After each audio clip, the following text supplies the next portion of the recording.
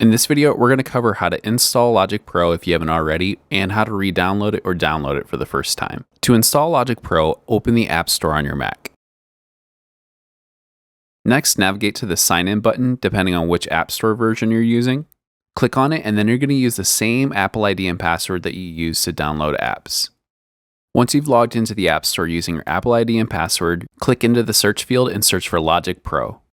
The App Store has a special featured story page for Logic Pro that you can click on that gives you a great little synopsis of all the plugins, features, and immense sound library that comes with Logic.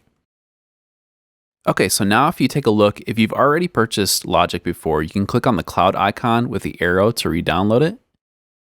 Otherwise, if you haven't purchased Logic Pro already, you're going to want to do that before you continue on in the course. Once it's finished downloading, click Open.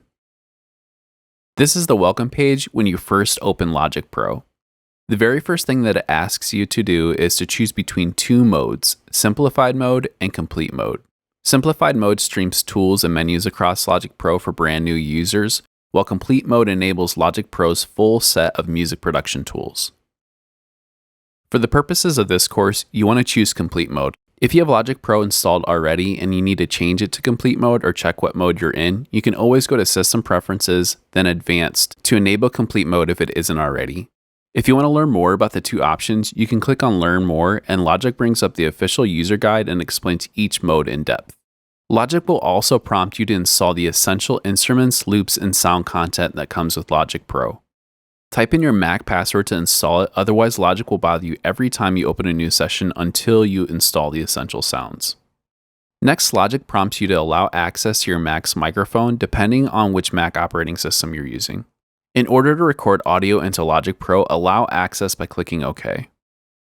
Next, Logic welcomes you by telling you the most recent updates and additions to the version of Logic Pro you've installed. You can click on Complete Feature List and it will take you to Apple's website where you can learn more about all the new things they've added to Logic in more detail.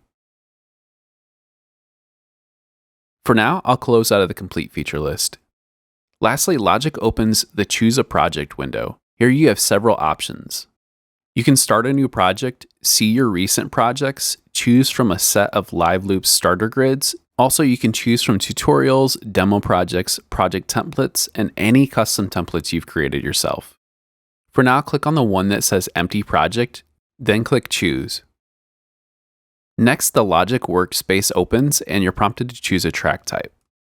To start with a completely blank slate, click the disclosure arrow underneath Details, then click on the dropdown that says Default Patch, and from the menu that pops up, select Empty Channel Strip. Then uncheck the Open Library button and click Create. Logic adds an empty track to your project titled Inst1, along with folding up the windows within the inspector. After this, Logic is fully set up and ready to use. In the next video, I'm going to take you through navigation inside Logic Pro and show you all the different menus, windows, and even all of the keyboard shortcuts so that you can access these different windows and navigate things really quickly inside Logic Pro. So let's jump in.